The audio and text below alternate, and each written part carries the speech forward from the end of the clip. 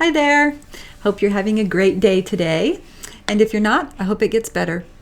I am going to be reading another little short story from my collection of short stories called After Ever After by me, Karen Nelson. Today's story is called Truth to Tell. It is based on the old The Emperor Has No Clothes, if you remember that story about the kind of, con artists or shysters that come through town and convince the king that they can make the most beautiful clothes in the world. And of course they can't. But they make a big show of working on these weaving looms and cutting the cloth and fitting him for these clothes. And they tell him that they're so magical because it will reveal anyone who is stupid, because only stupid people would not be able to see the clothes. So, of course, the king doesn't want to admit that he himself cannot see them and therefore would be stupid. So he brags about the clothes, and everyone around him, they don't want to be caught out as being the dumb ones. So they brag about how beautiful the clothes are. And, of course, in reality, there's nothing there whatsoever. And at the very end, when the king is parading down the street, apparently completely in his nothing whatever, there's one small boy in the crowd who pushes his way forward and states the obvious, that the emperor has no clothes. So this is kind of my take on a modernization, sort of a what happened later take on that old story. Okay? Truth to tell. You got a light? No? Don't worry about it. Hardly anybody admits to smoking these days. It's bad form to show your addiction in public. I don't think people really care about what smoking does to your health. They've just found other, more acceptable substitutes. Take this drink. No, really, take it.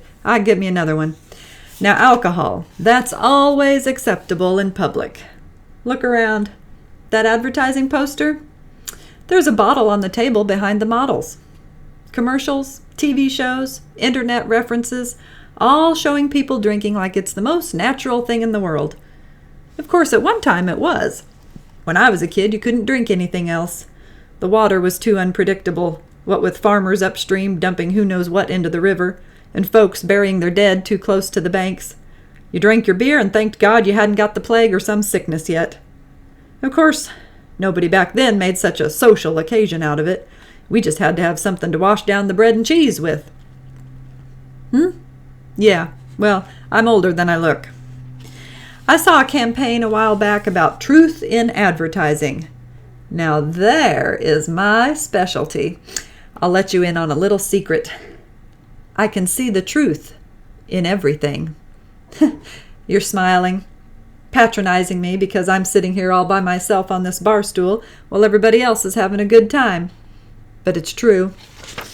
See, the couple in the corner booth over there, he's just given her a pretty pricey necklace, but he's got a date with her secretary tomorrow night.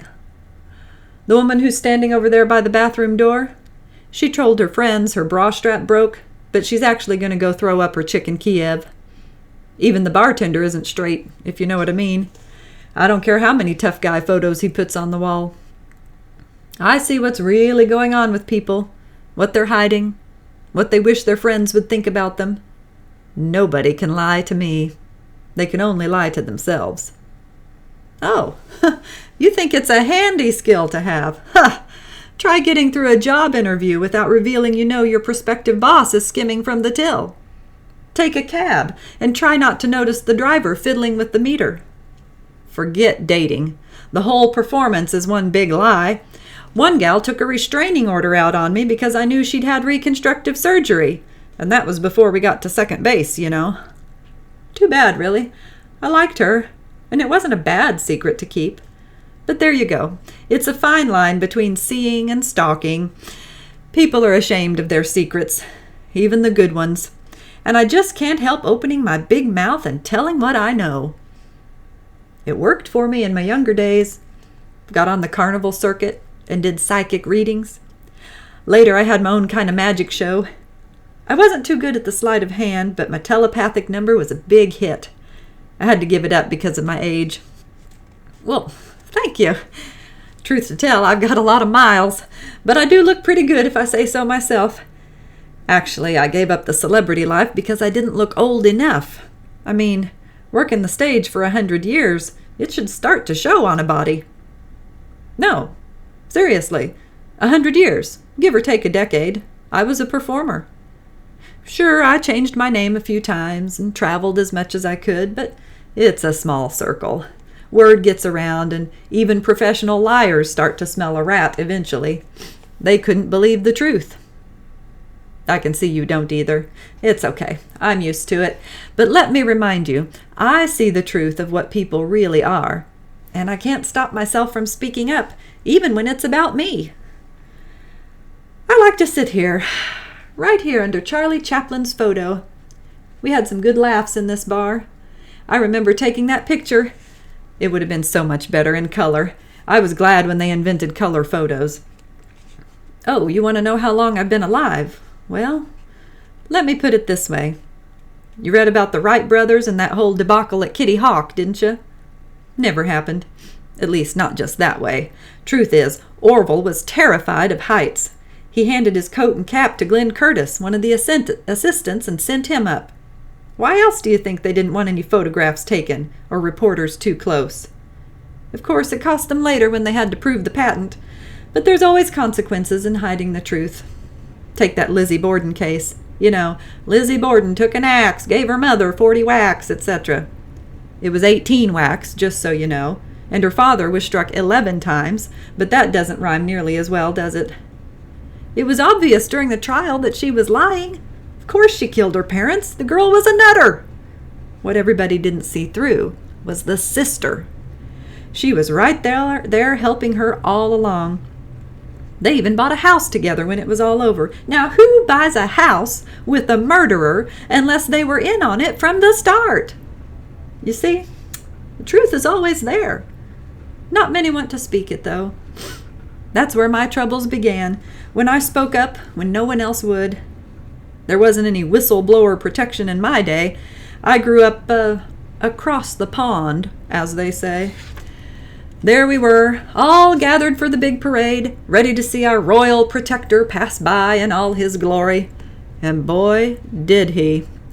I heard the oohs and ahs come up from the street. Folks were nearly struck dumb by his magnificence. We'd all heard about the special tailors making him a set of royal robes that would be the pinnacle of textile production and show the kingdom how magnificent our emperor truly was. I was afraid I wouldn't get a good look, what with being just a boy and so much smaller than everyone else around me. I had to push my way to the front and crane my neck around, and then I saw him, strutting through the streets, wearing nothing but a crown and the family jewels. And before I could stop, my mouth opened, and I said it. What everyone else was thinking but wouldn't say, what everyone else was trying to hide, I blabbed in front of the whole village. But he isn't wearing any clothes! It's been that way ever since. I can't stop seeing the truth, and I can't stop saying it out loud. I hate to be a real Captain Obvious here, but would you mind if I just mentioned a little something to you? I noticed it when you first sat down, but I've been trying not to say anything. I really feel you should know. Wait, don't go just yet. I'm sure you'll feel better once it's out in the open. The end. Have a great day and be magical.